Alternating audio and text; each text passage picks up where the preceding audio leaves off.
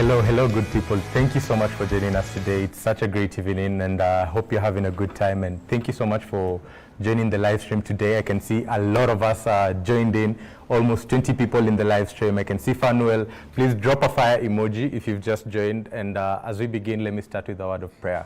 Thank you, Lord, for having us here today. I pray that the discussions that you're going to have here about financial independence will guide us to take the right actions in our life. And I pray that as we finish this, we will all have gained something out of it. In Jesus' name I pray. Thank you so much, everyone, for joining in. I can see the numbers are going up. Today, you've turned up in big numbers. Oliver Rono, karibu sana, karibu sana.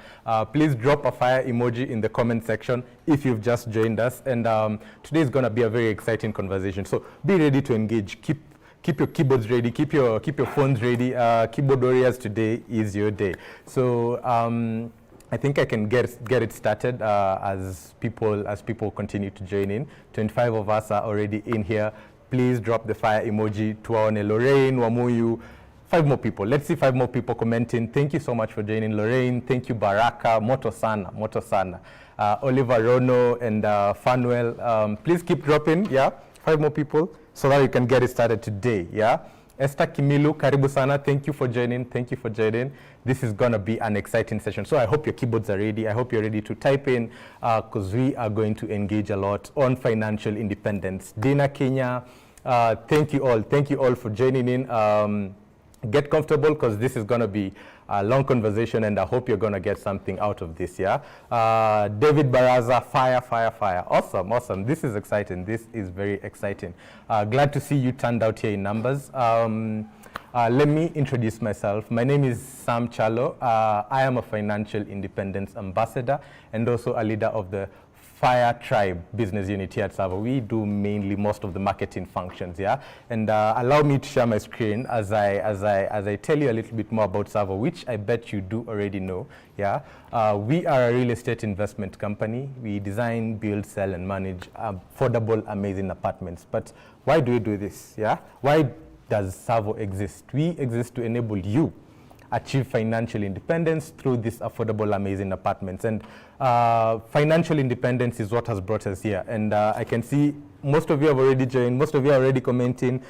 Sheila King, Sheila, Gilbert Mboya, Amos Omolo, King Joe. Awesome. Thank you so much for joining us. Thank you. This is going to be an engaging session. If you want to invite somebody, please invite them. If you have somebody else in the house, please invite them to the couch and let them watch with you together because this is going to be an exciting conversation. So as I was saying, as TSAVO, we are quite fanatical about financial independence, and we even built a sub-brand called Fire, and you might have seen here this in quite a number of places, be it in our emails, be it online. We've done quite a number of live streams just like this to educate people about financial independence. And what Fire stands for is Financial Independence Retire Earlier, and we believe we could be the best in the world, at leading this movement. There are quite a number of other people doing the same, leading this Fire movement, but I think we want to take up that responsibility and together with you, spread this fire. But mentioning financial independence, I'd like to understand from your perspective, what does financial independence mean, On the comment section below, what does financial independence mean? I know a lot of us have very many different answers, so let's see. I'm also going to tell you mine, but let me read some of yours so that I get to know what do you define financial independence as. So under the comment section, Kimani Gure, Jimmy Kibunja, Esther Kimilu, please tell me, what does financial independence mean to you? Simon Banya says, finance options available and security available. Awesome. I like that. What does financial independence mean to you? Thank you, Simon, for your answer. Thank you very much. Gilbert, please let me know. What does financial independence mean to you? As we start this conversation, I think this is a very good place to start it off so that we don't get things confused. And I've told you I have my own definition. We as TSAVO have our own definition. Since that is our purpose, I'd like to know, what does financial independence mean to you? George Opondo, thank you so much for joining. So the question is, what does financial independence mean to you as we get started? So I told you, get your keyboards ready. We're going to be answering quite a number of other questions today. So as we get started, let's start with the definition of financial independence? Yeah, Simon is the only one who has answered. Please, Kim, Jimmy, Gilbert, Sheila Kane, yeah, and Diana as well. Kindly let me know, what does financial independence mean to you? And if you've just joined us, I can see a lot of fire emojis. Please drop another one. Thank you, George. Thank you, George. Money working for me. Yeah, that is what financial independence means to George. Yeah, one more answer. Let's get one or two more answers so that you can go on, so that I can tell you what I define financial independence as. Lorraine Wamoyu says, freedom from stress and worrying about the future. Come to afford one a good lifestyle. Wow, this is quite defined. To afford one a good lifestyle. Oliver Rono here says, having enough wealth, income, who are set for life, man. Ish. I like the way you've ended that one. Yeah. Gilbert Mboya, no worries about money. Yeah. I like these definitions. I like these definitions, and I think I'd like to also tell you what I define financial independence as, what we as TSAVO define financial independence as, since we are in the business of enabling you achieve it. So we also have to have a definition for it as well. So thank you so much for your answers. Thank you, Gilbert. Thank you, Malinda, for joining us. Thank you, Oliver and George, for answering as well. This is quite impressive. So the way we define financial independence is having sufficient monthly passive cash flow to finance your purpose. Yeah, to finance your purpose. We used to have it as to finance your needs, wants, and desires, but it took it a step further, because once your needs, wants, and desires are sorted out every month passively, what will you be doing? Yeah, so we took it this step further to make it a little bit more significant. Yeah, because when you get to that place, this is where you'll be now trying to pursue that passion, pursue that purpose that you've always had and wanted to do, but you've been limited because you have to be working for money. Yeah, so the person who said, George, who said money working for me, yeah, very right. Yeah, and Lorraine, freedom from stress and worrying about the future, that is also a good answer. Yeah, because now if you're pursuing your purpose, as much as it could be making you money, but I think you'd be at a very good place understanding that your needs, wants, and desires are sorted passively every month, so that you can be doing what you want to pursue, your passion, your purpose. Yeah, I really like the engagement that is coming on. You guys have your keyboards on fire today, and I like that. Simon says financial independence means being able to do what you desire financially. Awesome. No wrong answers, just different definitions. Yeah. Esther Kimilu, being able to operate within strain or stress. Oh, without strain. Okay, I can see a second answer. Without strain or stress. Thank you so much for engaging us. Yeah, and if there is independence, that means dependence also exists. Yeah, if there is financial independence, that means there is financial dependence. So there are two paths we could take in life. We could take the path to financial independence, or we could take the path to dependence. Yeah. So as we get this conversation started, I think we are talking about finances. One good question, yeah. One other question I'd like you to answer, and like I told you, get your keyboards ready. Is what are your sources of income? Yeah. We said financial independence is having assets that generate for you sufficient monthly passive cash flow.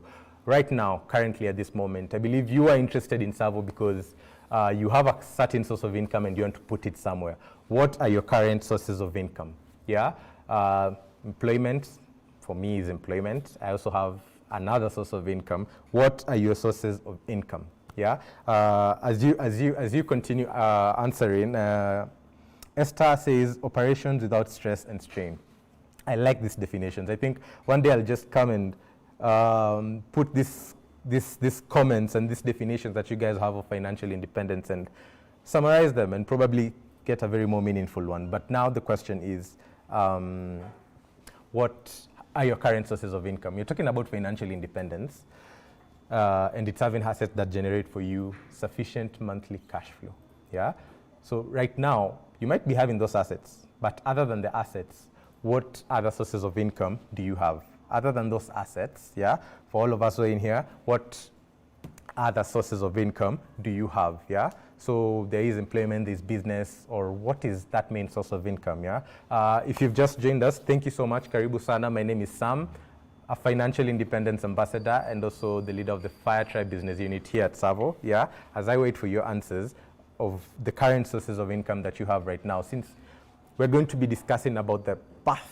Yeah. If there is independence, if there is financial independence, there's definitely financial dependence. Yeah. So as we get to understand, the first question I wanted to ask is, what are your current sources of income? George says he has rental income and salary. Awesome. Yeah. You can see you have a passive source of income. Melinda says enough income and wealth to be self-sustaining in one's whole life. Yeah, that is her definition of financial independence. Lorraine says real estate, agroforestry, dairy farming, employment. Oh my God, you have quite a number of those sources. Business and rental income, salary commission from various MFIs. Very nice, very nice. That's Kim. Thank you, Kim. Thank you, Gilbert and Lorraine, for telling us about your sources of income. For the rest of us, please continue answering. But if you've just joined, we are talking about the two parts, dependence or independence. And to kick us off, we've asked about what are the current sources of income that you have. Yeah. So to take it a step further, yeah, for Melinda, for George, Lorraine, and also Kim, now you are getting money from rental income. You're getting money from commission, from salary, yeah, and the different MFIs.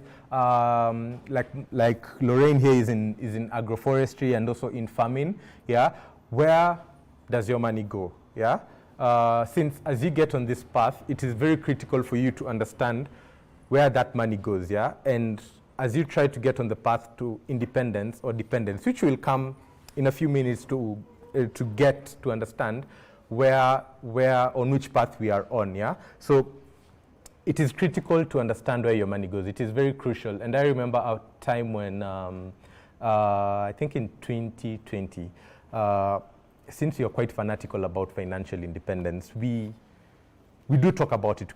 We can't be preaching something that we are not living ourselves. So in one of our council, a council is a meeting that we usually have, the different meetings that we usually have in the company. Our founder, Mcharo, came in and asked, how many of us here have debt? Yeah. How many of us here are in debt? Yeah. So those who are in debt, including me, we raised our hands. Yeah. And at that point in time, I was neck deep in debt. Yeah. I was getting debt that is equivalent to 50% of my salary. Yeah. So I was living at 150%.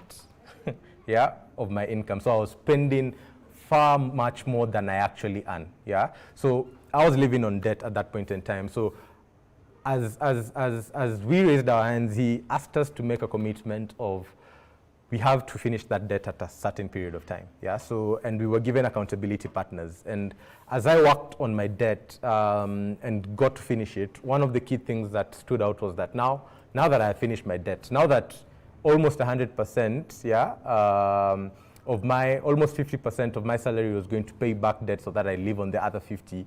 I need a place to be taking this money. I need somewhere to be taking this money. So I started to budget. And the key categories that I put my expenditures, so to say, on in my budget were these key three things, yeah? Needs, wants, and investments. So for Kim, Gilbert, Lorraine, the people who are already in here, thank you so much. Thank you so much for engaging. I'd like to know, what percentage do you spend on needs? Yeah, we are getting to know which path we are on. So right now, this is the last question about you. What percentage do you spend on needs? Yeah, these are the bills, meals, if you're paying school fees, yeah, out there. What percentage do you spend on that? And on wants, yeah? This is the end of month shopping that you go to buy extra clothes that you probably don't need. Yeah, malls and bars, I think many of us spend some money there, and investments. Yeah, for each of these, yeah, you can tell me one, you can tell me two. what percentage of your salary do you spend on needs? What percentage do you spend on wants? And what percentage do you spend on investments? Yeah. Violet, I can see 80%. 80%, where do you spend that 80%, Violet? Thank you so much. Kim Jo says 70%. Is this needs, is it wants, or is this investments? Yeah. Thank you so much. What percentage do you spend on needs, wants, and investments? Yeah. And if you have debt, you can put it under wants, I think. Yeah. So thank you for engaging. 80% on needs, Violet Mondizi. Thank you so much for answering. 80% of need. Let's see, where do the rest of us take our money? Yeah, Simon Usikimie. Let's see, where do you spend your money? What percentage do you spend on needs? What percentage do you spend on wants and investments? Yeah, thank you, Violet, for your answer. Lorraine, out of the income from agroforestry. If you're investing back in your business, that is definitely you spending money back on investments. Yeah. And if you've just joined us, today we are talking about financial independence and the paths to financial independence. So we are definitely getting there. Thank you, Godfrey, for your answer. Godfrey says 50% for family upkeep, education for children, 30% on debts, 20% in investments and shares. Awesome, that's nice. Baraka says 90% on needs or investments. Yeah. And Lorraine, thank you. 40% for yourself and family, 20% salaries. Oh, you are an employer. That's nice. Beatrice Kosgei, 50% on investments. Let me add something on this conversation, Lorraine, since now you have 20% on salaries.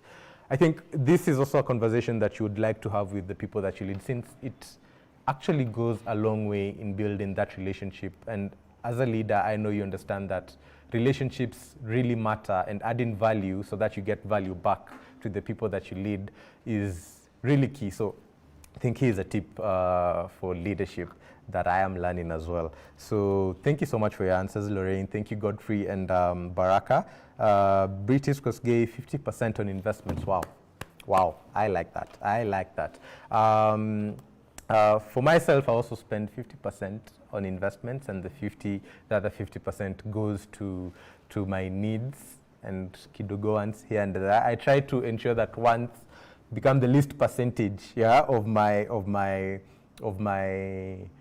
expenditures. Yeah. So Kimani, thank you. Kimani says 50% on needs, 45% on wants, and 5% on investments. Thank you for your answer. Jojo Pondo, 40% on needs, 20% on insurance, 20% in reinvesting on rentals, 20% on saving. Wow, Jojo, you have a very nice capped up interest and expenditure plan, and I think some of us should emulate you, because I can see security and I can see independence in your expenditures. Thank you, Kim. Thank you, Joe, as well. 70% on needs, 20% and 10% miscellaneous. So in Afikanga, at the end of the month, or probably if you are a banker in the building, you're going to be paid tomorrow. Yeah, and it gets to probably 15th or 20th of the month, and you have more month left than money in your pocket. Yeah, what do you happen to do in these situations? So I used to run to debt in such situations. But thank you so much for your engagement. I think this is this will really help us to see on the paths that you're actually on. And there was a survey that was done. Yeah, there was a survey that was done in the States. Yeah, and out of every 100 college-trained professionals by the age of 65, so if you take a group of 100 college-trained professionals, what work on a degree, yeah, by the age of 65, some of them will be rich, some of them will be financially independent, others will have investments and saving, like I can see some of us are spending some money on savings, investments, insurance, and others will still need to be dependent, employed or dead, yeah. I'd like you to give me one answer. How many do you think will be financially independent? Since now we are talking about financial independence, yeah? Kim, Lorraine, and Gerald, please let me know. How many do you think will be financially independent? For Violet also as well. Please, let's keep engaging. I can see the numbers are rising up. If you've joined us, thank you so much. Please drop the fire emoji. You can see you've seen it in the chat box out there. We are having a fire conversation today and learning on which paths we're currently on. So we currently are diagnosing our current situation. Yeah, so my question again was, please put up the screen that I'm sharing. If you take a group of 100 college-trained professionals, yeah, people with degrees, by the age of 65, this clique of 100 guys, some of them will be rich. Others will be financially independent. Others will have some investments and savings somewhere, yeah. And quite a number of them will still need to be employed, dependent, or dead, yeah. How many do you think, Lorraine, think will be financially independent? Kim, out of this 100 people, how many do you think will be financially independent? Yeah. Clemi Isaac, thank you for joining. If you've just joined us as well, drop the fire emoji. Drop the fire emoji. So out of these 100 college-trained professionals, how many do you think will be financially independent? Yeah. Elaborate on the question, please. That's Kim asking me. So let me ask it again. There was a survey that was done in the States, and it took a group of 100 graduates, let me call them that. By the age of 65, these people are divided into different categories. Some of them were rich, yeah. Some of them were financially independent. Others had some investments here and there, and others were still needed to be employed. They were dependent either on their kids and probably dead. So my question is, how many do you think were financially independent out of the clique of these 100 people by the age of 65? Yeah, I hope you got my question right now, Kim. If you'd like me to expound again, please let me know. We only have Simon out of 100. You only have how many? Please let me know. About 30 to 40%. So around 30, 40 people will be financially independent. That's Lorraine. Thank you for your answer. Cecile, thank you for dropping the fire emoji. Karibu sana. Godfrey says 5 will be financially independent. Oh, wow, wow. Who agrees? We shall see. I'm giving you the stats in a few. Yeah. How many do you think will be financially independent? I hope you got my question better, Joe. Yeah. So 20%. That's Kim. Thank you. We have a culture in the society. Actually, African culture. We tend to lose touch and starting hard. Okay. We have a culture in the society. Actually, the African culture. We tend to lose touch on starting hard. Okay, I don't seem to understand that better, but I'd like to understand it. If you could drop another one, I'd really appreciate it. Thank you, Jacqueline, for joining. Kimani says the number of people who will be financially independent will be 20. 5 will be poor, stroke dead. Oh no, 5 will be rich, and then 75 will be poor or dead. Okay, this is nice. Simon Mbanya says 20% are independent. Nice. Swahib, 10 maybe. Okay. Please share my screen so that I can give them the answers. Thank you for engaging us. And let's see where we are on. Remember, these stats are from the States. So here are the numbers. Out of those, 4 will be financial independence, 4%. And like Kim is mentioning something about the African culture, you can imagine if this is the States, what does Africa actually look like? Yeah, only 4 will be financial independence. Please drop your emoji to tell me your reaction about this number. For those who say 20, for those who said 5, yeah, drop an emoji with your reaction and tell me what do you think? Is this number very small? Is it very big? Yeah. So Kim just says financial independence needs 100% patience, and that is very true. I totally agree, totally concur. Please let me know, now that you know that only 4 will be financially independent, just comment with an emoji, your reaction. I'd like to see. I'd like to see your reactions, and the numbers are still increasing. Thank you everyone for joining. We are having a conversation about financial independence today. My name is Sam, Financial Independence Ambassador here at TSAVO, and also the leader of the Fire Tribe Business Unit. We are here to lead the fire movement, and together with you, we want to spread this fire. Yeah, George Kidenda is quite shocked. Yeah, I can't explain emojis, but you guys can see it in the comment section. Yeah, please drop your emoji. What out of 100? only 4 will be financially independent. Yeah. What do you think about that? What do you think about that? Yeah. Algon George says it's quite sad. Yeah, it is. It is quite sad. Henry Kianduma, oh, you're working towards that. Very nice. Kim Jo, I'm also tired. Wow. I like these reactions. Lorraine is. Do you think they're true? Do you think they're not? Are they quite surprisingly? Yeah. Thank you. Natural curve. Yeah, that's Kimani Ngure. That's Malinda Alphonse. That's a huge surprise. Thank you so much. So yeah, those are the numbers. If you've joined us, please drop the fire emoji. We are having a conversation about financial independence today and the paths that people are actually on. And so to describe these paths today, yeah.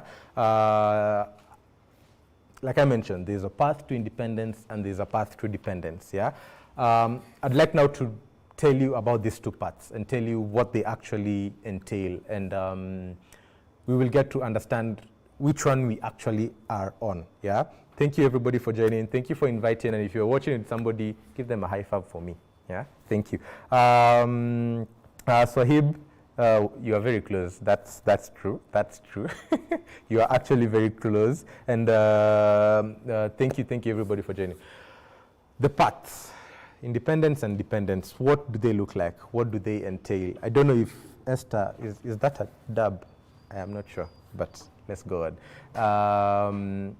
On which paths are you on? So let me start with the path to dependence. Yeah. Let me start with the path to dependence. So like everybody else, you earn an income. Yeah. Like Lorraine earning from agriculture here, and other people here like George earning from rental income. Who else? Salary. Yeah, and commissions. That's Kim. We earn that income, yeah, we get it. And then at the end of the month, we buy our needs, wants, and desires, and then we have no investments, no passive cash flow.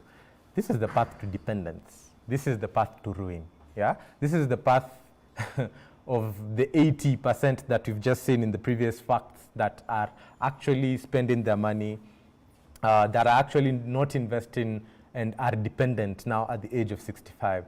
So at the end of the month, like everybody else, you buy your needs, you buy your wants and desires, yeah? You have no investments, no savings, no passive cash flow, but for those of us who have rental income, kudos. And I like that most of us are actually reinvesting that income. Godfrey says, hi everyone, I'm in and I'm glad. Thank you, Swahib, thank you. Please drop the fire emoji if you've just joined us. We are continuing the fire conversation. So I was just explaining the path to dependence, yeah? Like everyone, you earn an income, be it from your business, be it from agriculture, be it from a salary or commission, like some of us here talked about. Then you buy your needs, wants, and desires. Without investments, without any passive cash flow, then you get to the path of, this is the path to dependency, yeah? Now, let's look at what the path to financial independence actually looks like, yeah? Kama kila mtu tena. You earn an income, then you use part of that income to invest, yeah? To invest in assets. Then you reinvest the income, because if you invest, you're expecting an income, yeah? In whatever asset classes that you invest, it definitely must give you a return. So after you invest, you reinvest that passive income to turbocharge your investments through compounding, yeah? We need to look at the power of compounding, since it actually works as if it's the eighth wonder of the world. And a simple example here looks like this. You have a poultry farm, yeah? You do not have to eat the eggs that your chicken give you. Let them lay, let them hatch until it gets to a number that you actually are okay to live with. Yeah, that number is your own, that number is your definition. And that is what financial independence is. You have this active source of income, that salary, that commission, yeah, and that business that you have that you're actually working on right now. Once you take part of that income to invest, yeah, once you take part of that income to put it in an asset somewhere, don't eat the returns just yet. You still have an active source of income. Don't take the returns just yet. Reinvest, yeah? Put it back, let them hatch, Yeah, put it back and leverage on the power of compounding, because the power of compounding is quite immense. And if you actually do the math, those of us who are in the finance industry here just know how compounding works. And I think it's Warren Buffett who says the people that do not understand compounding or compound interest, they pay it. And the people, those who that understand compound interest, earn it. So on which side are you? So these are the paths to independence and the path to dependence. Looking at where your income goes, where your money goes. We've just dropped down the different percentages of where our money goes. On which path are you on? Just drop it down there in the comment section. Is it dependence or independence? On which path, Lorraine, are you on? On which path, Joe, are you on right now? Yeah, looking at these two paths. Is it the path to independence or the path to dependence? Yeah, are you part of the 4 or are you part of the 80? And I think us having these conversations here today, us having you been here today and us talking about financial independence, it's all about trying to flip these numbers, yeah? Changing that 4 into 20, into 30, into the biggest number it could get to, yeah? Since most of us here are looking on that journey, the moment you are introduced to TSAVO, the moment you are looking at TSAVO, you are actually looking at an investment. You are actually trying to walk that journey to financial independence. So my question is, on which path are you on? I've just shown you the two paths, to independence and dependence. Yeah? The path to dependence, you have no investments, no passive cash flow. This is the path to dependence. Yeah? And the path to independence, you invest, and that investment that you have, you still reinvest the returns, yeah, to turbocharge those investments that you have. So Lorraine says she is on the path to independence. That is very great. That is very great, yeah. Lorraine also mentions, I did not mention 40%, my 40% disposable income. George says dependence for sure. Not to worry, not to worry. Yeah, you're in the right place. Yeah, this just shows, because the path is all about the first step, and the first step is gaining knowledge, which is this. Thank you so much for your sincere answer. So let me know, you guys. Yeah, Kim, Swahib, on which path are you on? Malinda, yeah, are you on the path to independence? Are you on the path to dependence? Yeah. Please drop your comments down below. I'd like to know, as we go on which paths are we on? Dependence or independence? Yeah. Do you invest and reinvest your income? Yeah. On which path are you on? And for those who've just joined, my name is Sam, a financial independence ambassador here at TSAVO, and today we are discussing FIRE, and we would like to understand the paths that you're on. And right now, we've just talked about the two paths, and the question right now is, on which path are you on? Yeah. Malinda, path to independence, awesome. Prince Will, path to independence, awesome, awesome. I think, thank you for your answers. Kimani says, I want to be on the path to independence. That's great. Mentioning our sources of income and where we take them, and now that we understand that the paths that we are on, I have 2-3 more questions. Yeah, 2-3 more questions to take this a step further.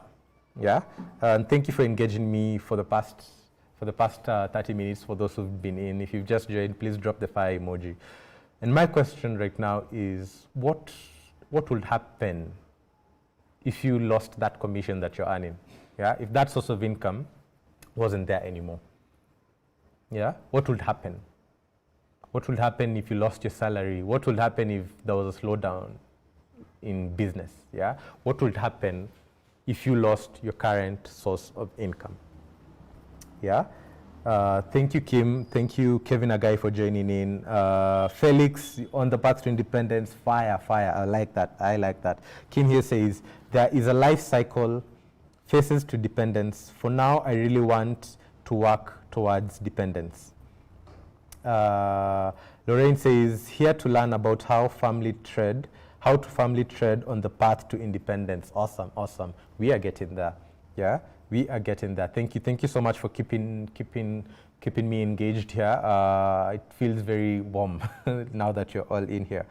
Kevin Agai, my question is, what would happen if you lost your current sources of income? Yeah. Sorry to point out, but what happens, Lorraine, if agriculture doesn't bring the returns that it's supposed to bring, yeah, or that salary?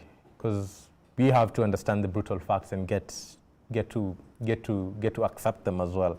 Yeah. For Prenel, yeah, what would happen if you lost your current source of income? Thank you, Esther, for your answer. What would happen if you lost your current source of income? That's the question we are asking right now. See the numbers still going up. Thank you so much, everyone, for inviting people. Thank you so much for joining. And if you've just joined, please drop the fire emoji. The question right now is, you are earning a source of income, right? You have a source of income or a couple of them. What would happen if one or all of them, if you lose one or all of them? What would happen? Yeah. Kevin Agai says, I am aggressively investing, buying my tomorrow. Lorraine says, I wouldn't be too devastated. I have a bit of cushion. I like that. Yeah, life happens. That's true. Thank you for your answer, Lorraine. Thank you for engaging us here today. The question is, what are the repercussions? What are the implications of you losing your source of income right now? Yeah. What happens, Joe, if you lose that commission that you're earning? What are the implications to your life? And as you answer that question as well, I'd like to ask her to ask another one. George Opondo says re-strategizing. Yeah. Looking back into COVID, a lot of people got very stressed. A lot of people got into depression. A lot of people had a lot of fights with their families just because their sources of income were no longer there. Yeah, people were retrenched, businesses were closed down, and I don't know, are these some of the implications that will happen if you lost your current source of income? Yeah, and the other question is, will this income still sort you out? Will your current sources of income still sort you out in retirement? Yeah. The little bit of cushion that you have, Lorraine, will it still sort you out in retirement? Yeah. For Simon, thank you so much for answering. Thank you, Faith, for joining. The question is, will your current source of income sort you out in your retirement? Yeah. You may have a couple, so will they sort you out in your retirement years as well? Yeah.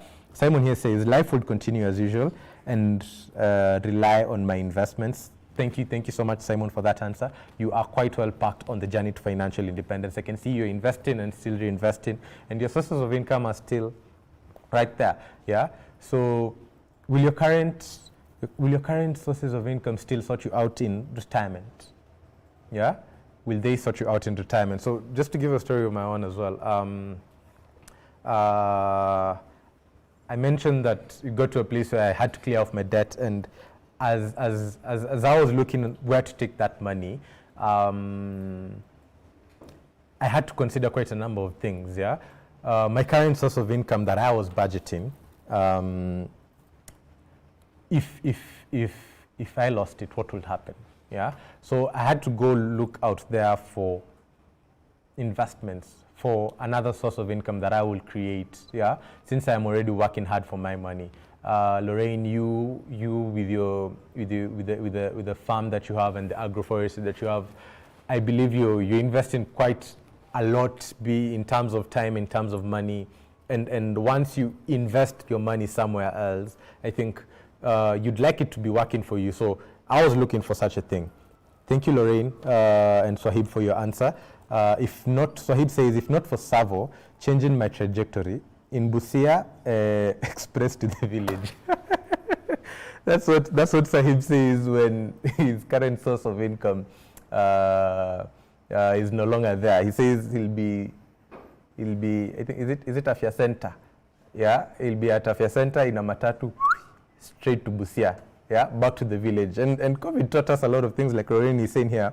COVID taught us how to stay strong, be innovative, and be able to think out of the box. Yeah, Kim Jo says his current source of income will not sustain my future. Thanks for this piece. Quite an eye-opener. Thank you so much, Joe, for the feedback. I really, really appreciate it. Thank you for engaging me in the past couple of minutes. I'm really, really glad to have quite a number of people that we are following, and the people who are dropping out. Kevin, please tell me, will your current source of income sustain you in your retirement? Yeah. Lydia Lee, I see you're still in here. Swahib, thank you for engaging. Godfrey, where are you?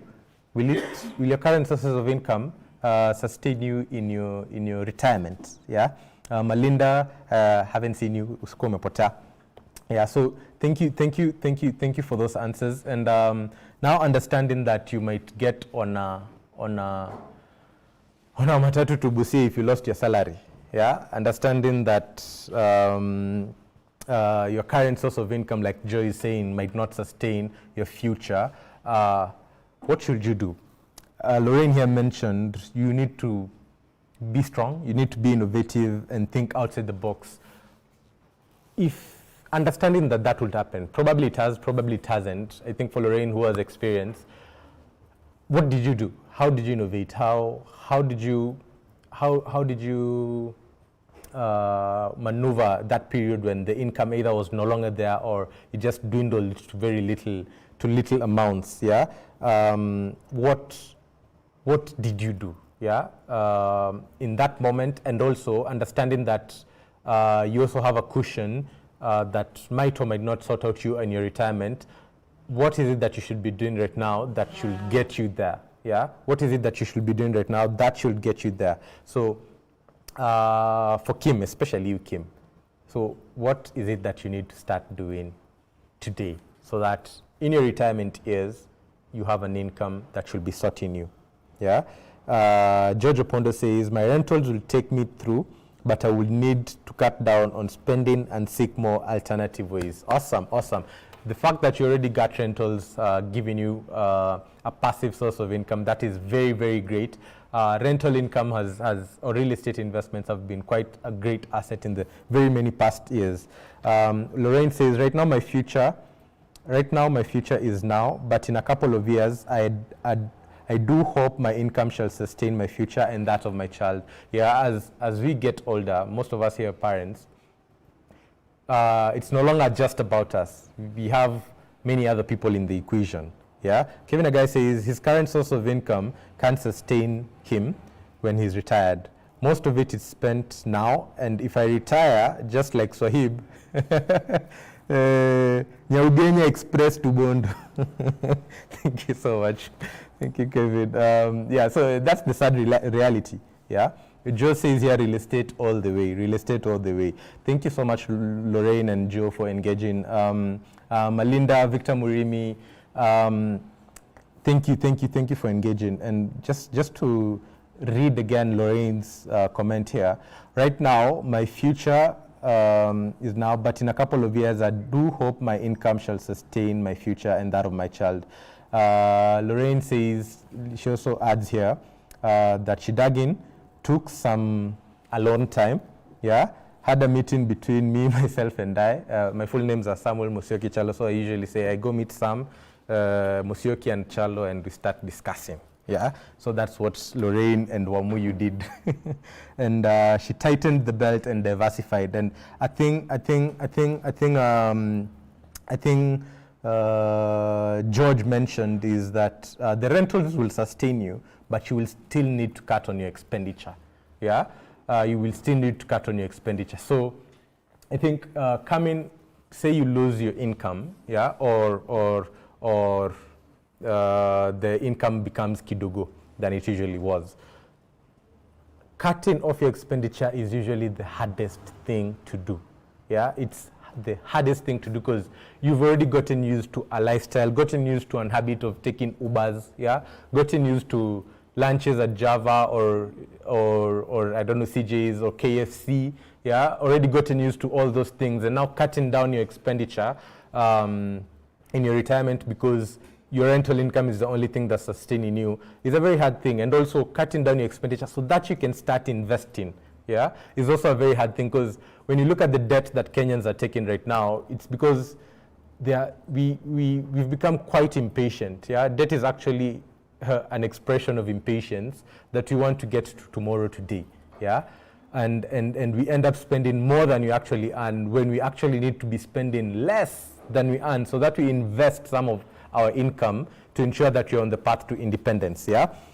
Thank you so much for engaging us. Swahib, shout out to Kevin, a guy, my TSAVO investment guide. Awesome. Thank you, Swahib, for investing in TSAVO. Malinda says persistent saving, that is what should happen right now. And Duke mentions living within one's means is the biggest challenge. Tell me about it. Yeah. For George and Simon, please let me know. For those of us who have investments or are already investing, I believe you might have started straight, yeah? You might have started straight, but what are the challenges that you encountered when trying to cut off your expenditures? Here's my story. I used to hang out a lot with people, go out to parties when I was taking a lot of debt. When I had to cut down my debt and invest my income, the biggest thing that happened is I lost a lot of friends. Yeah, I would meet people. Hey, umepotea. Hey, what has happened? And it would be a very hard conversation, since those are the people who are guiding my spending habits. Yeah, who are guiding my spending habits, and I had to when tunasemanga cut them off so that my expenditure comes down. And for me, it wasn't easy. It wasn't easy not meeting up with people and breaking that habit of it's Friday, yay, and then going out on Fridays. It was quite a hard change for me, and also now even picking that place where my money would go was quite a hard thing. And as I was trying to pay off my debt, I think it was the hardest bit, because I had to pay it with. Remember, I was living at 150% of my salary. Yeah, so that means 50% was debt. Yeah, and what had to happen was I had to pay 50% of my salary so that I pay off that debt. And I was living at 150, so to pay the debt I had to live at 50%. Yeah, that was the biggest challenge. Yeah, so I was living 3 times, so I had to live at 1x so that I pay off my debt, and that was the hardest bit for me. And Lorraine says it was Ushago for me to start with. I can now enjoy the city lights once more. So you actually got on that matatu, yeah? Martin Mwake says, thanks George, Lorraine, and our facilitator and all. Thank you so much, Martin, for joining us. He says he arrived late, but eye-opening. Simon Banya says, rental income during COVID ceased for most people. They lost their jobs and businesses were at low peak. I think very hard challenges. I think for the matter of time, I think I'd like to go on. Please share my screen again. And I'd like to talk about 2 things. Yeah, I'd like to talk about the places that we've taken our money and the goals that you're actually putting for ourselves. Yeah, and I'm really glad to have engaged you all along throughout this session. And thank you so much for engaging me. 2 things. There's security and there's independence. The same way there's independence and dependence, financial independence, financial dependence, there's financial security and financial independence. And this is how I look at it. Financial security and financial independence, the way I define financial independence in an analogy, say you wanted a continuous source of something. Yeah, you wanted something to be coming in, like now our sources of income, like now in retirement, you want something, money, yeah, to be coming in consistently. We can have 2 options. You can pick for yourself, say it was milk in this analogy, a 200,000 liter tank of milk or water or whatever resource that is, or 20 million shilling bank account. Yeah, that is what I'll define as security. So every day you'd say you'd spend this much, but the thing about that is at the end it will still drain off. yeah, it will still drain off if you don't have any other thing coming in. If you have just that tank, if you have that tank of milk. And when you look at this other aspect, the analogy, you also have another option of picking a cow or buying a cow, yeah, that you will get to milk every other day and get your daily source of bread, yeah, get your daily milk, yeah. And these are two things. You can either invest in a tank, you can either save and have a tank, or you can invest and get a cow, yeah. Saving to get a tank full of milk, that is security. Investing in a cow that will give you consistent milk and give you more and more cows that will keep on giving you more and more milk, that is independence. I don't know. What do you guys think about the difference of financial security and financial independence? Lorraine, when you mentioned cushion, is it security that you have or is it independence that you have? Lorraine says, her social life is dead. She learned how not to be devastated about the loss of friends. Yeah, she basically had to reinvest on her land to get to where she is right now. And you are kind to most people. I think that's quite interesting, quite good to share. And the question there was, what are the challenges that you have been able to go through to ensure that you actually put some money into investment? What are those challenges that you've had to go through to ensure that you put some money into investments? Yeah, Lorraine here says she actually had to lose her friends and her social life was like gone, and she had to invest back in her land. And let me ask you, are your employees your friends now? Are they becoming your best friends since you lost a social life and spending more time with them? Martin asks, please repeat, milking cows, please, the analogy. So here's the analogy again. Let me try and make it as simple again. You currently have a source of income, and you'd like to be getting it consistently, yeah, and you'd like to get it to a place where it's no longer as active and no longer as passive. And you have two options, yeah. You could either invest in a tank full of milk that will sustain you for a couple of years, yeah, or you could invest in a cow that you could milk daily and it will give you more and more cows, yeah. And this is the difference between security and independence. The tank full of milk, that's probably 20 million, 100 million in your account. It will be a cushion. It will take you quite a while. It will take you some mileage, but if there is no source of it coming in, if there is no other income, there is no other input from it, it's eventually going to drain off. And this cow, which you will feed, which you will milk every other day, will keep on giving you the milk, and it will give you more and more cows that will give you more milk. So that is the analogy. Funnel here says, we have to fight consumerism every day. We have the right people around you. That's very true. That's very, very true. You have to fight those people. Lorraine says, the book that helped me the most was The Richest Man in Babylon, and that was given to me by the guard. Are you kidding? The guard that you employed, please, please, Fafanua. Is this the guard that you employed that gave you this book? And that book is quite impressive. It's a very old book, and the wisdom that the book has, and we do have quite a number of, we've been educating people in the past couple of weeks in our weekly set updates that we have about this book, and it has given us quite a lot of insight around this thing.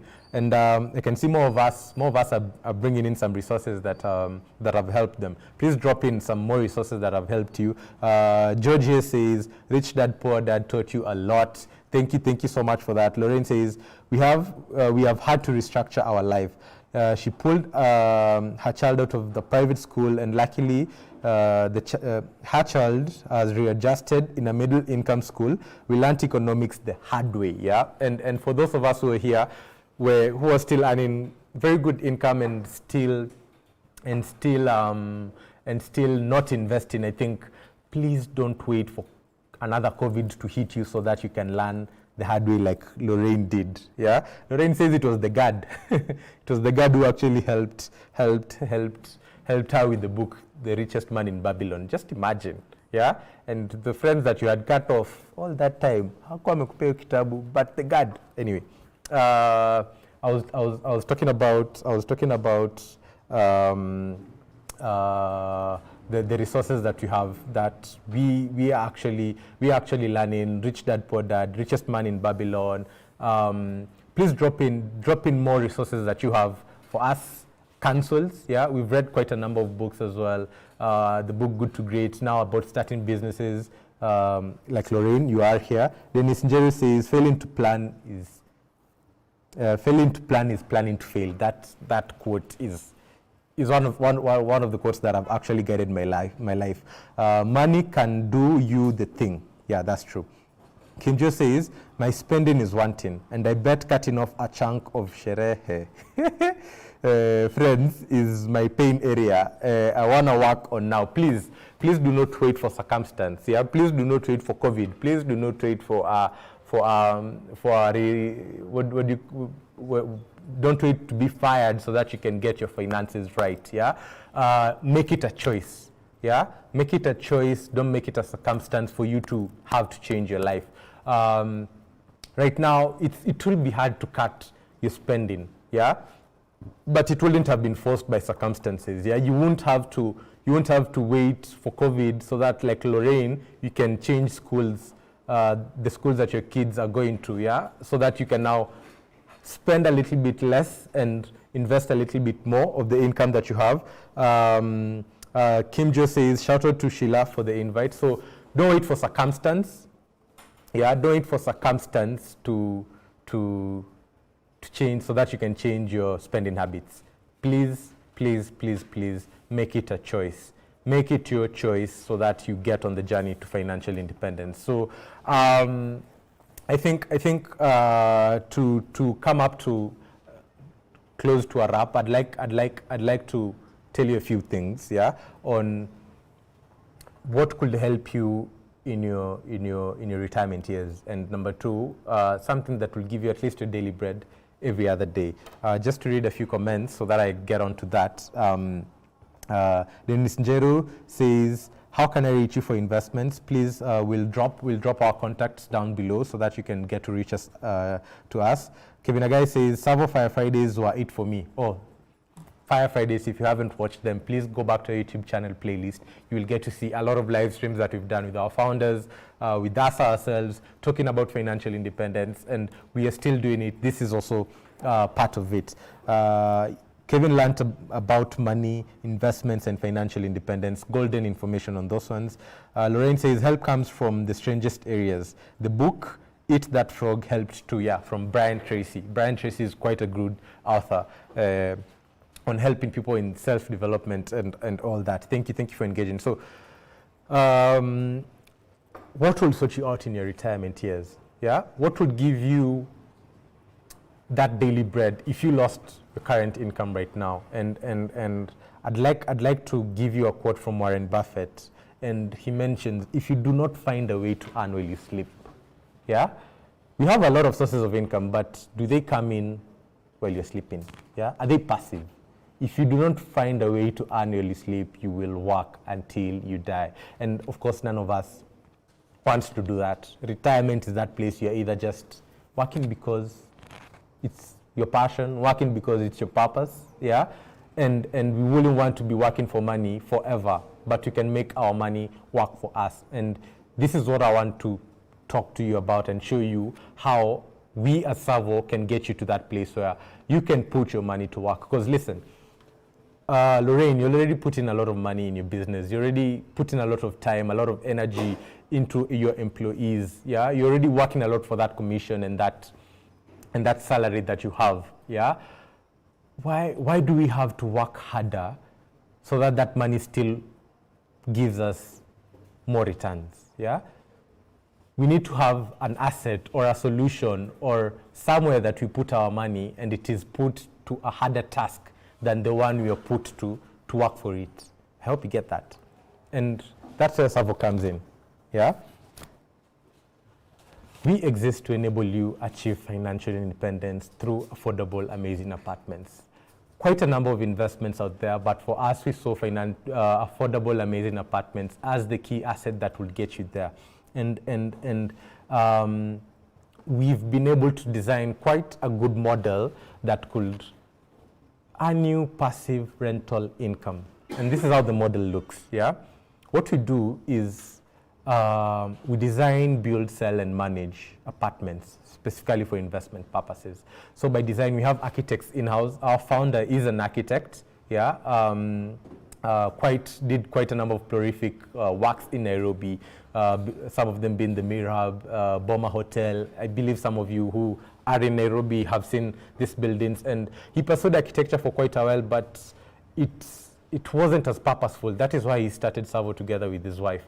So we design beautiful, amazing apartments, yeah, and we build them as well, yeah, now in-house, and also as we build, as we construct, we sell them. And once construction is complete, we get to manage these apartments for you and remit to you the passive rental income. Does this sound like something that could work for you in your retirement years?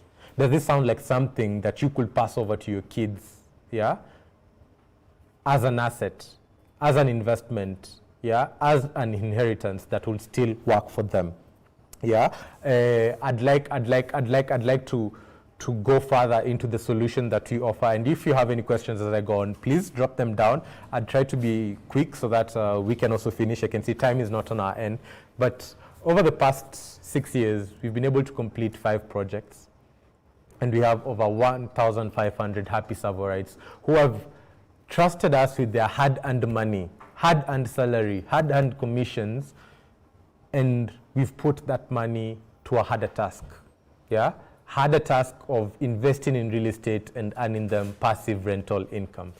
And I hope you can come and increase these numbers and join these TSAVOites who are on their journey to financial independence, yeah? So to give you a little bit of insights on this investment that we have, yeah? So we've measured in studios and 1 bedrooms, and we did our research, and since this is an investment that should work for you today, and also work for your kids, we saw that studios and 1 bedrooms are the best typologies for you to invest in real estate, yeah? Why? Number 1, they have the highest returns. And number 2, 75% of the Kenyan population currently is the youth, yeah? And these are the typologies that they actually live in. So this means that you'll have high occupancy rates in your units and consistent rental income. I remember somebody here just mentioned that rental income sometimes inapoteanga, yeah? So, and for us, we have quite affordable apartments ranging from 1.7 million to 4.5 million. We've made it as affordable as possible to make it a little bit more accessible to more of us, yeah? And we give it at a 0% interest with up to 5-year payment plan, so that somebody like you, Kim, somebody like you, Joe, can start investing straight from your paycheck. Please do not take debt to invest, yeah? Please do not take mortgages to invest. You can start it straight from your payment, from your payslip, straight from your income, from your business, from your commissions, yeah? So from as low as 23 Gs a month, you can actually start investing in real estate, yeah? In Nairobi. And just to show you some of the projects that we've been able to do, we've covered quite a number of areas: Rongai, Embakasi, Dindegwa, Sambu, Ngongro, Diruta, and we have just begun, yeah? Africa is ours to conquer, and the world is ours to conquer, because we are out here to enable investors achieve financial independence, and no borders are our limits. Before I go on into our projects, allow me to read a few comments here. Dennis Njeri says, thanks. Melinda, thank you, Savo, for the input. I'm really, really glad. Lorraine says, I need my gold to give birth to silver, multiply and make more gold. Real estate is the way to go. Savo is a godsend. Thank you so much, Lorraine. Thank you so much for being here. Victoria here mentions that real estate can guarantee you passive cash flow. That's true. The payment plan is awesome. What's the ROI? I'm getting to that, Gerald. Give me a few minutes.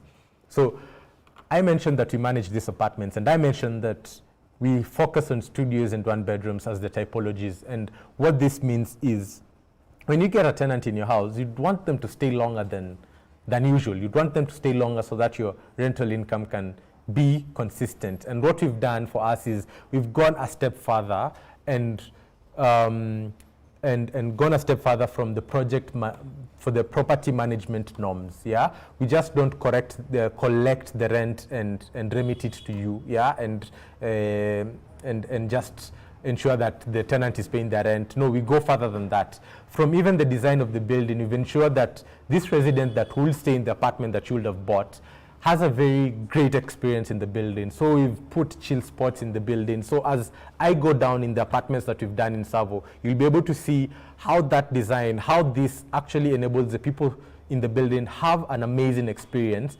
and be and belong and become in these spaces. Yeah. The other thing that we've seen is the more we continue building these apartments, the more responsibility that we'll have over these young people, this young generation in Kenya, and it will be only morally fair if we give them a space that they could be who they really are, belong in tribes and communities, and number three, become the best version of themselves. And this, number three, for us is having them as investors as well. Yeah, you cannot be living in a place where your rental income is somebody else's passive income, your rental expenditure is somebody else's passive income, and not one day also earn rental income. So even these residents, you want to take them there. And these are some of the things that we try to do to ensure that they are having a good experience, and that is the ripple effect of that is you as an investor gets consistent passive rental income. Yeah. So let me brush through the projects that we've done so far.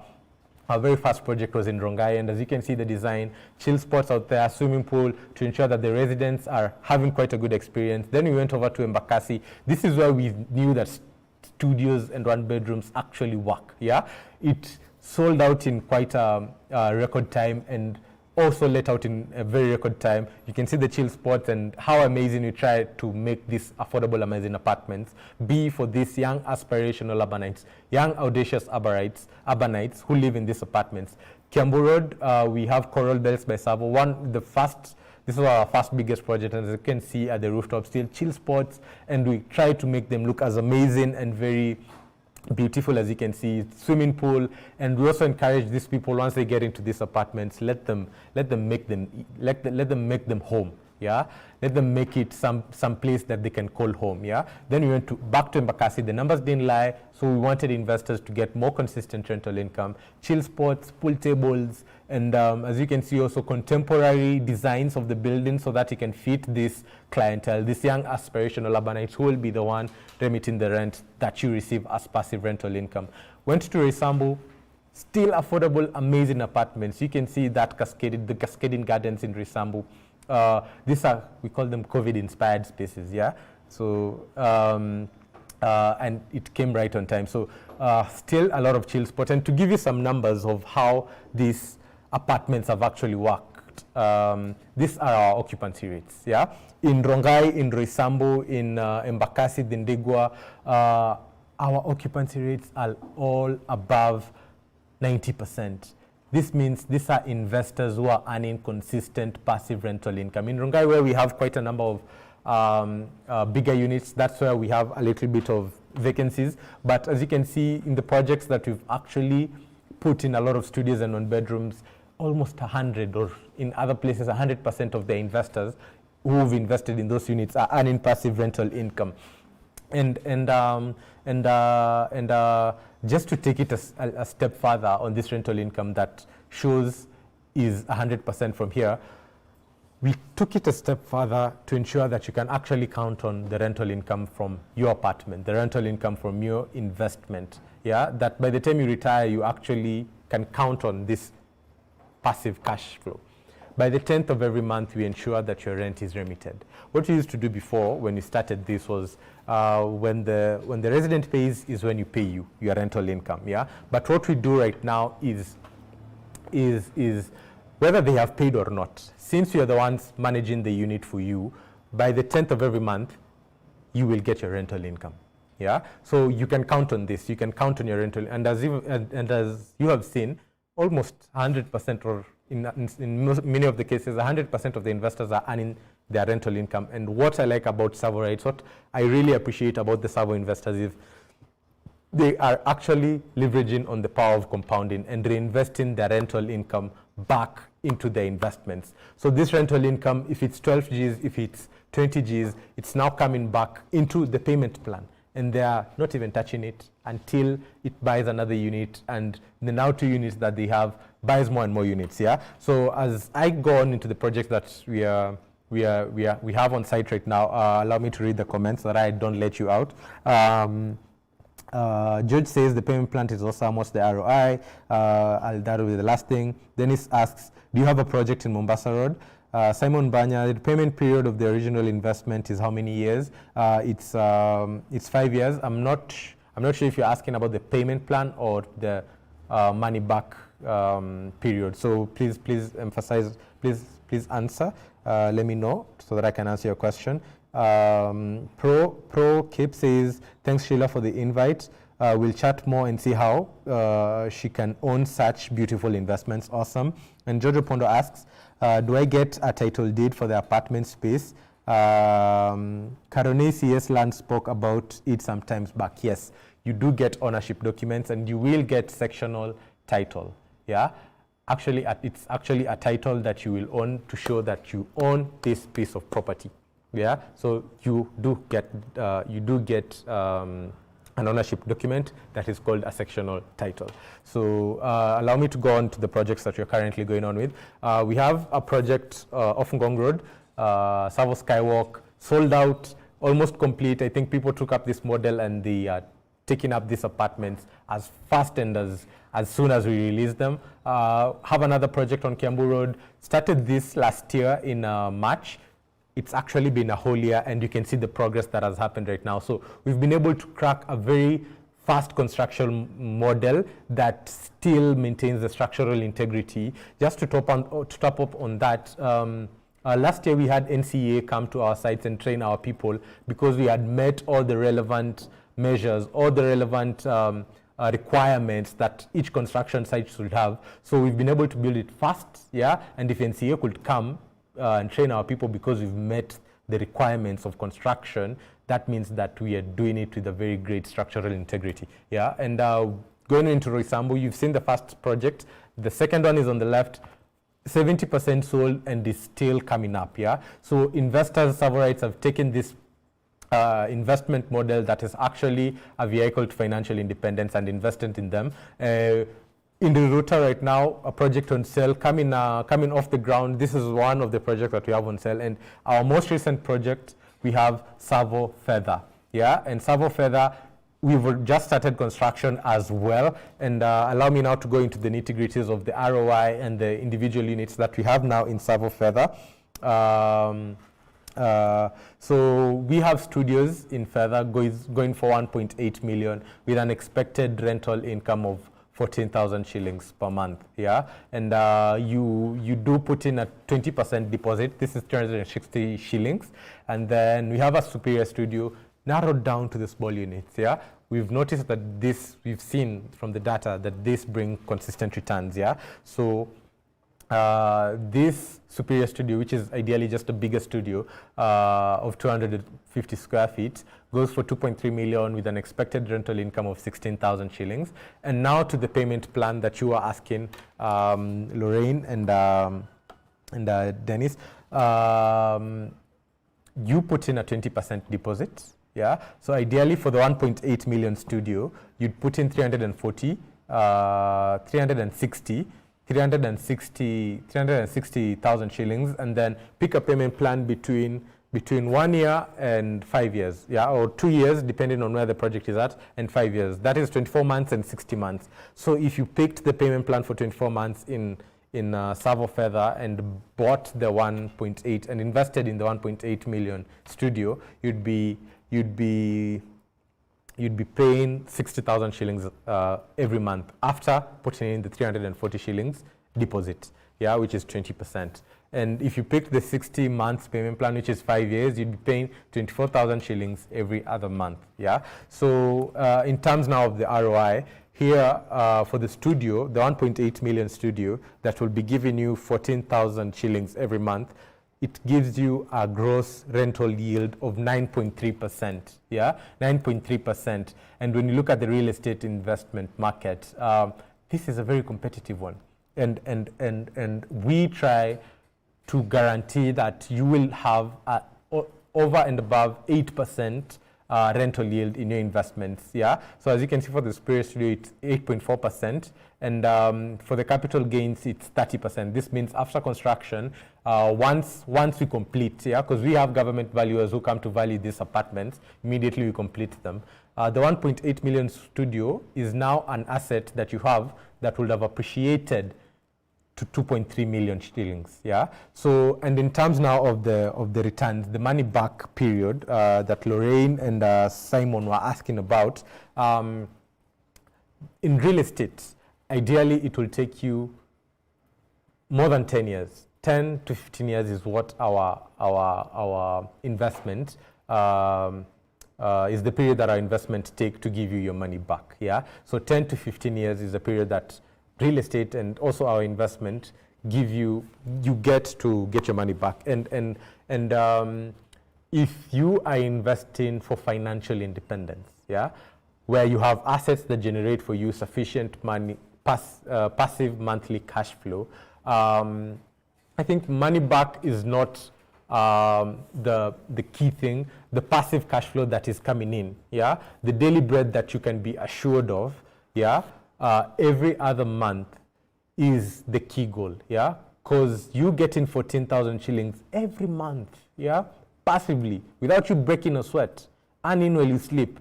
That is the goal. And if you multiply this by 10, 140 shillings, multiply this by 15, those are the targets that we need to be putting for ourselves, yeah, so that we can get a certain number of units that could generate a certain X amount of passive cash flow that we would want to sustain our lifestyle in our retirement years or in the years that we would want to not be working for money anymore. Yeah.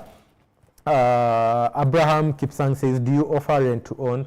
Not really. We don't offer rent to own, but we're still working on models that we could get there. So if you could DM us on the side, we could also see how further we can take that, because we are taking up data so that we can see how we can enable more investors achieve financial independence. So a little bit eaten into the 1 hour that we're supposed to go into, but right now I would like to urge you to invest in your financial independence today. Joe, please don't wait for circumstance, yeah, for you to start investing.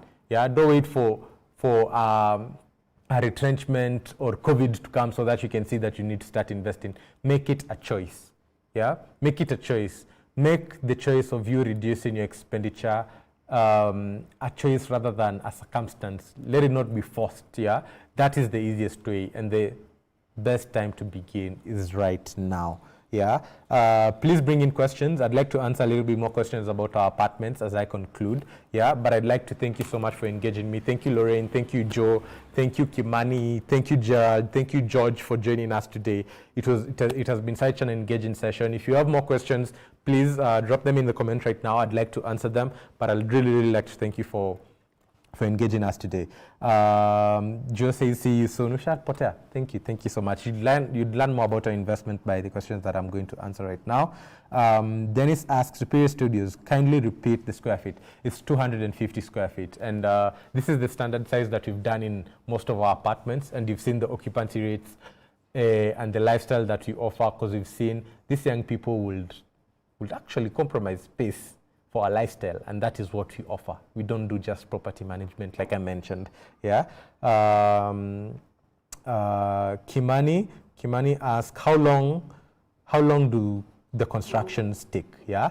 So that's also the question Jojo Pondo asks. So for all the projects that you've seen that have been completed, which are 5, and we are completing more this year, we usually take between 18 to 24 months to complete our projects, yeah, depending on the size, but that's usually the period that we take to complete, 18 to 24 months. And in most of our projects, we've been able to deliver on time and even before time. Just to show you something that the speed, yeah, to give you a glimpse of the speed, please share my screen. This project that you have on your screen right now, is a 470 unit project. Yeah, it's a 470 unit project, TSAVO Sunset in Kiambu Road. This is the one NCA visited. We started it in March. Yeah, 12 months. This is the progress that has been there in 12 months. Yeah, so ideally another 12 months now for completion and finishes, because right now we've already done till the roof. Yeah, so finishes are now coming from downwards, starting up. Yeah, Viola Natalie says, what the time? Thank you so much. Dennis Nyanaro, karibu sana. Victoria asks, it was very engaging and an eye-opener. Thank you so much. Thank you so much. So that is how long it takes. This is a 12. That what you've just seen is a 12-month-old construction. Yeah, so you'd imagine if it was a smaller project, how far we would be right now. If it was just one block of all these blocks here, would have almost been closer to completion, and doing it at a very structurally integral way. Lorraine says, I can see myself at the beach sipping on a cold one. Cheers to that. Cheers to that. Earning passive rental income is the way to go. Is the way to go. At the end of the month, say you're on a holiday somewhere in Paris with $1 million shillings worth of rental income coming down in your bank here, you're almost spending it, and before umaliza unapata another message in the another 1 million from your rental income. That's what financial independence looks like. That's what passive rental income looks like. Yeah. Violet, thank you so much for joining us. Do you arrange visits? We actually do, and we can drop a link in the comment section that you can use to drop your details so that we can get in touch. So stick around for 2 minutes. We are dropping a link right there so that we can engage with you further, and you can also drop your phone number if you wouldn't mind. Lillian mentions for potential investor like me. Yes, we do. Please. You can come to site on Saturday. We have investment consultants who will ask about your journey and understand what is the best investment for you. Take you to the site for you to see what you have, what's currently ongoing, and what the lifestyle looks like in the building. Lorraine asked, what measures do you have in place to safeguard our investments? Yeah, and let me start with this as we send the link in a few. Our business model in itself ensures that we are in your journey from the beginning, let me say till infinity, because we do not just construct for you and give you your keys and run away. No, we manage the apartment for you as well.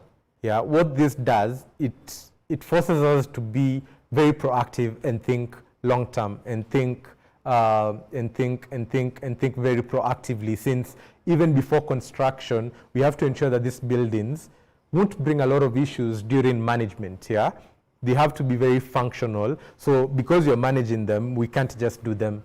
We can do shoddy work. Yeah, and from the experience that we've had, we've learned quite a lot. Yeah, to ensure that the buildings are actually very functional and will work for the people. And now a step further, to ensure your investment, what we are doing is, I mentioned lifestyle, I mentioned be, belong, become. We are going further than the norms of property management to ensure that these people who stay in these apartments, yeah, these people who stay in these apartments have an amazing experience, and during the period that they stay there, we get to be more than just a house, but a home, and a place where they find other people who they can belong with, and a place where they can become the best version of themselves. Yeah. And what this does is, it makes TSAVO a home. It makes the product very addictive and very hard for you to leave. And this means consistent rental income for you. And what we are trying to do is forever be agile, because this investment still needs to be working for you 50 years from now. Yeah. So 50 years from now, what will be the trends that the young aspirational urbanites or the young audacious urbanites will be looking up to? Yeah. We don't want to be just a one-hit wonder and just cater for the youths of today. No. The way we are building the property management system is in a way that it ensures that even the youth that will be there in 2050, 20 whatever, will still be attracted to these apartments. Yeah, will still be attracted to live in these spaces, because this has to work for you, and we are still on your journey hatukukupea funguo tukatoroka. So I hope that answers your question. I can see a lot of questions coming in. George asked, I asked in the event that one doesn't have a lump sum deposit, what can one do, like 10K every month possible? Thank you, George, for your question. What we do have is, we have a plan called TSAVO Saves. And what this does is, we give you an account that you could be sending money to, where you can start putting that 10K aside every other month. And as you put in that 10K, you haven't reserved a unit yet, but if it gets to 10% of a certain unit, you can now book a certain, you can now get a certain unit and say it's now yours. So yes, we do have something called TSAVO Saves, where you can remit every other month so that you can build this habit of investments. And by the time it gets to say 170 Gs, which is say a year and a half or something, or depending on the type of unit, a year or so, we get now to allocate a unit to you that you can now be continuing paying. And if you're on this journey, trust you me, most of the times, or God willingly, your income does increase, and that 10K in 2 years will no longer be just 10K, it will be more than that. So thank you so much. Lillian asked, does it come at a fee when you're managing the unit on your behalf? Definitely. We have to ensure that the lights are on, we have to ensure that the building is clean, we have to ensure that there are guards who are getting paid, we have to ensure that there's security and cleanliness every other way. So yeah, we do have a fee for that. There is the service charge and also property management fee, which ensures that we have the capacity to ensure that your rent is being paid every other month and the building is clean, is secure, and functions. Yeah. So there's 8% management fee and 1,000 to 2,000 depending on the project of service charge.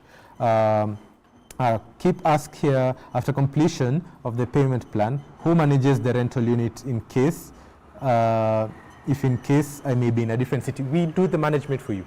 Yeah, wherever you are. We have quite a number of investors from the diaspora, so we do the management for you. Florence says, thank you for the invite. Thank you so much. Lorraine says, is there a plan to build outside of Nairobi? Nanyuki is a happening place right now. Yes. Like I mentioned, we are just not going, we have just begun, and we are going to spread across Kenya, Africa, and further into the world as well. So slowly in the coming years, you'll be seeing us getting into different places. But before we build anywhere, before we put a construction or a building anywhere, we have to ensure that the investors who will invest there will get their returns as we promised them. Yeah. So yeah, we are going to spread our wings, and if Nanyuki is a place, if the data tells us to go to Nanyuki, you will definitely see us there. You charge for managing the apartment, I just mentioned 8%. What's the service charge? 1,000 to 2,000 depending on the project. George says, please share the link for TSAVO Saves.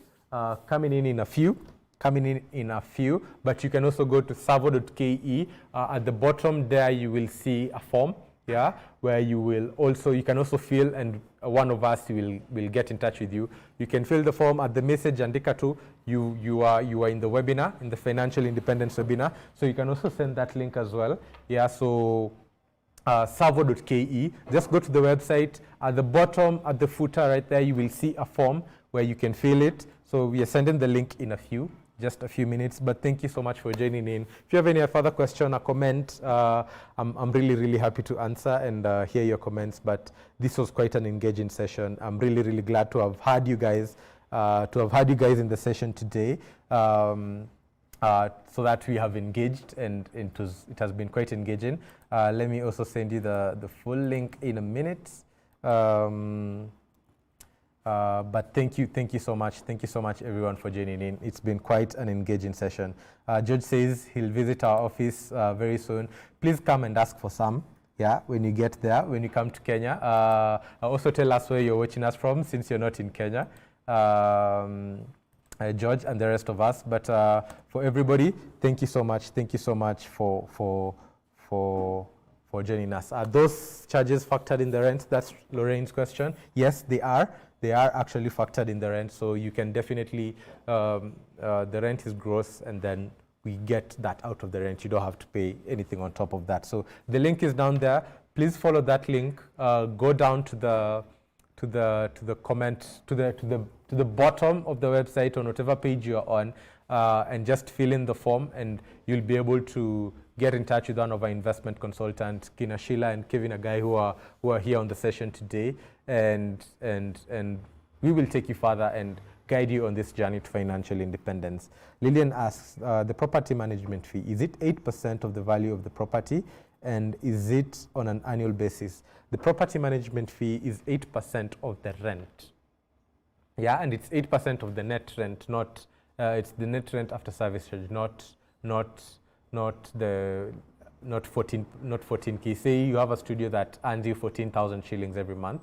We will deduct, say, 1,500 of service charge, and this service charge is now that goes to maintain the building, ensures that the guards are paid, ensure that the swimming pool is clean if there is one, and the building is clean, and everything else, if there's a lift and all those things are quite maintained. So it's a kidogo fee, and also now the 8%, which is now of 12,500 of that rent, and now 8% of that, which is close to 1,000 shillings, is what now you pay us to ensure that there is a tenant.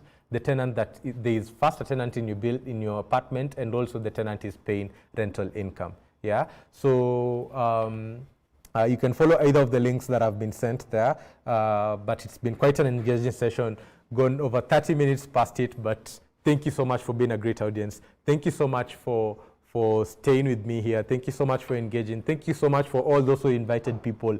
This has been quite an engaging session. We'll definitely have another one soon. Please look out on your WhatsApp. Please look out on your emails, and you will get this today. So asanteni sana, and any further questions, I'll still get to answer them, but as also we type. Yeah. Thank you so much, Peter. Thank you, Kim. Yeah. So Kim asks here, since you said you don't need a source deposit somewhere, what are other models that you have for salaried guys? Yeah, you can put this thing called a standing order. Yeah, and you can start off without the lump sum. You can divide your payments within the construction period. Say you get the 1.8 million studio. Yeah. Apologies. If our construction period is 24 months, you could pay 75K every month, yeah, depending on your salary. Or you could get on the TSAVO Saves plan, where you could invest from as low as 10 Gs every month, and once you get to 10% of 1.8, which is 180 Gs, we can allocate your unit, and then you can continue on that journey. It's very hard at the beginning, but as you go on, once you start this journey, you need to keep on it, yeah? So yeah, that's the plan that we have. Please fill in the link, yeah, and thank you so much for joining. Thank you, Lorraine. Thank you, Kim.